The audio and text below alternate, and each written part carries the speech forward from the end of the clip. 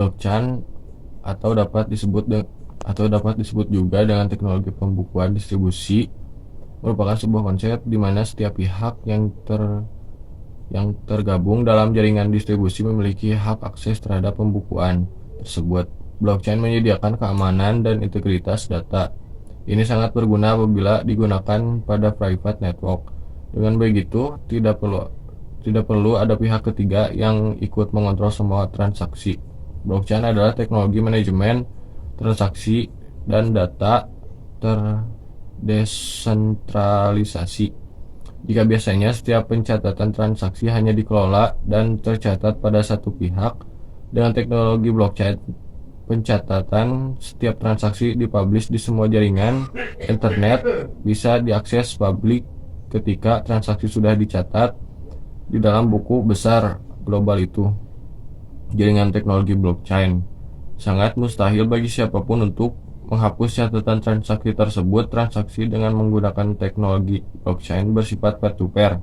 Jadi sebuah data bisa berupa pesan, uang, atau informasi penting dapat dipindahkan dari satu pengguna ke pengguna lain tanpa bantuan pihak ketiga untuk memprosesnya. Dengan blockchain kita tidak perlu lagi bergantung pada satu server karena seluruh transaksi terduplikasi ke seluruh jaringan, sehingga menghindar dari berbagai bentuk penipuan akibat data yang dimodifikasi, server down, atau akun yang diretas.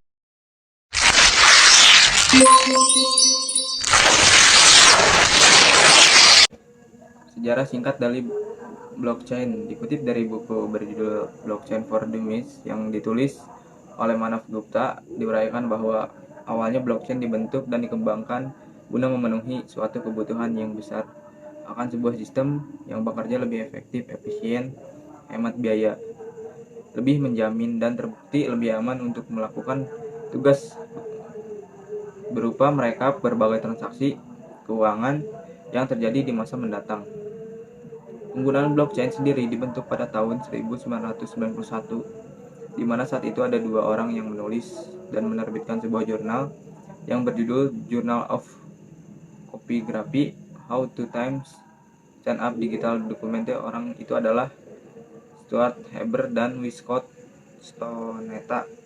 Awal mulanya blockchain dimanfaatkan untuk digunakan pada Bitcoin, dan pengembangan blockchain dilakukan oleh orang Jepang yang bernama Satoshi Nakamoto. Berbeda dengan uang yang dihasilkan oleh sebuah bank sentral yang masih berbentuk uang tradisional, keberadaan dari Bitcoin ini sedikit berbeda, di mana Bitcoin tak memiliki sebuah kekuasaan atau otoritas serta tidak memiliki pihak yang bekerja untuk mengontrolnya.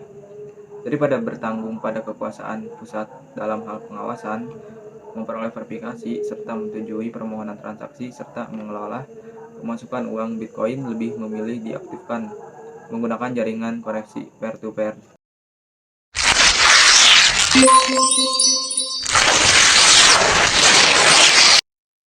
Tiga asas teknologi blockchain.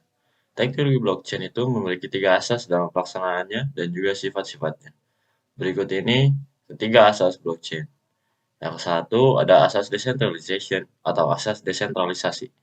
Bahkan sebelum adanya Bitcoin dan BitTorrent, telah tercipta terlebih dahulu sebuah layanan yang bersifat termaksud yang memiliki konsep ide yang lebih sederhana. Idenya sendiri memiliki inti seperti ini.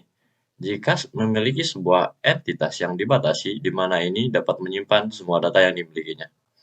Yang kedua, ada asas transparansi atau asas transparan. Asas atau konsep satu ini menjadi asas yang paling menarik. Namun, sebagian besar orang sering salah paham dalam memahami asas yang satu ini. Sebagian besar orang menilai bahwa blockchain memberi privasi kepada mereka. Lalu, sebagai lainnya menyebutkan dengan memberikan transparansi. Yang ketiga, ada asas immutability atau keabadian atau kekekalan. Dalam konteks blockchain, kekekalan atau keabadian memiliki arti bahwa apabila sudah ada data yang terinput atau masuk database, maka data tersebut sudah tidak bisa dilenyapkan, dirusak, apalagi dihapus. Adanya asas seperti ini tentunya harus memberikan perhatian yang ekstra dalam memasukkan data ke blockchain. Mengapa diciptakan asas kekekalan atau keabadian dalam blockchain? Hal itu dikarenakan sekarang ini barang akan melakukan aksi penggelapan dana yang dapat disingkirkan apabila ada terlalu banyak orang yang mengetahui bahwa mereka tidak dapat mengubah isi dalam buku keuangan dan iseng bermain dengan akun-akun perusahaan.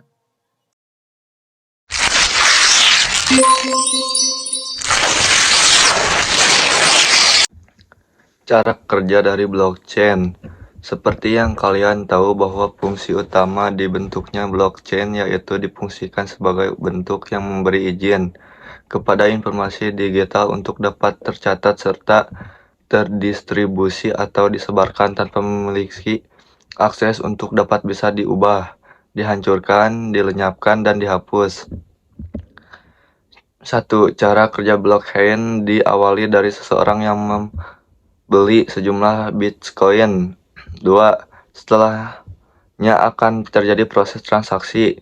Proses transaksi tersebut akan dipindahkan melalui jaringan komputer yang dipasang menggunakan metode peer-to-peer yang tentunya tersebut ke seluruh dunia. 3. Setelahnya jaringan komputer tadi lalu memutuskan sebuah persamaan yang berfungsi buat mengkonfirmasi validitas berasal transaksi. 4. Sesudahnya transaksi tersebut dikonfirmasi menjadi transaksi yang sah, proses selanjutnya adalah transaksi tersebut akan dikelompokkan bersama untuk sebagai blok. 5. Kumpulan blok ini yang selanjutnya akan disatukan menjadi satu dan akan direkap untuk dijadikan sebuah catatan yang berisi riwayat panjang mengenai transaksi tersebut yang bersifat permanen yang jelas tidak bisa diubah. 6. Setelah itu transaksi selesai, karena adanya blockchain membuat transaksi lebih terjamin, terdesentralisasi, aman, dan awet atau permanen yang dapat menarik minat dari banyak industri yang ada di dunia.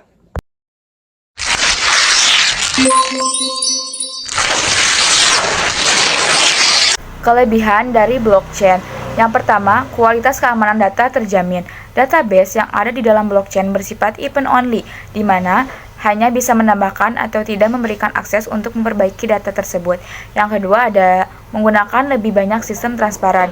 Seperti yang sudah kami jelaskan di awal, bahwa teknologi blockchain menyediakan keunggulan berupa keefektifan dalam menyimpan transaksi serta jejak informasinya.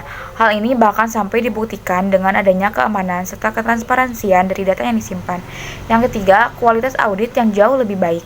Ada sebuah keuntungan yang dimiliki oleh blockchain, di mana pengguna diberi akses untuk dapat mengetahui semua riwayat serta jejak dari aset Audi yang dimiliki oleh pengguna tersebut. Yang keempat, dapat mencegah adanya kemungkinan biaya middleman. Hadirnya blockchain bukan semata-mata akan langsung membantu dalam menghilangkan adanya biaya perantara saja dalam sekejap mata. Perantara atau yang biasa disebut dengan calo ini sering menambahkan biaya transaksi sebagai bentuk upah untuk jasa mereka dalam menggantikan peran sesuatu.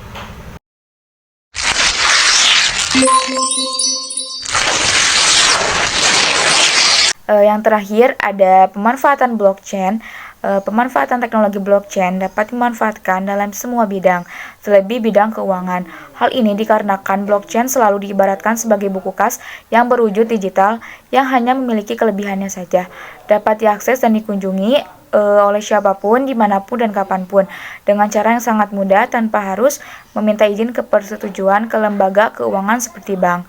Adanya blockchain dapat lebih memudahkan dan memberikan rasa aman dikarenakan asas transparansi yang sudah kami jelaskan tadi, di mana asas tersebut memiliki kegunaan untuk meminimalisir terjadinya penggelapan dana oleh oknum-oknum tertentu. Blockchain juga dapat dimanfaatkan dalam bidang finansial dengan bukti pada tahun 2018. McKinsey pernah membuat tabel peluang khusus blockchain yang dapat memberikan gambaran mengenai peluang dari blockchain untuk berbagai bidang yang lain, seperti bidang media properti, telekomunikasi, medis, pertanian, dan masih banyak lagi.